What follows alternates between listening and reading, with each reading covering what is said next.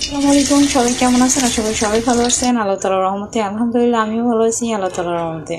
প্রথমত আমি একটা কড়াই বসিয়ে নিলাম, তারপর নিয়ে নিলাম 2-3টা পেঁয়াজ নিয়ে খুব ভালোভাবে আমি নেড়ে চেড়ে একটু লাল করে ভেজে নিলাম।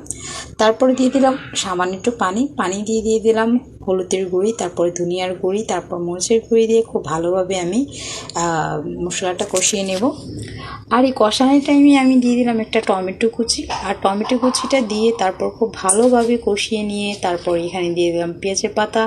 আর পেঁয়াজের পাতাগুলো দিয়ে খুব ভালোভাবে পেঁয়াজের পাতার গায়ে গায়ে মশলাটা লাগিয়ে দিলাম, যেন খুব ভালোভাবে প্রতিটা পেঁয়াজের পাতার গায়ে গায়ে মশলাটা লেগে যায়।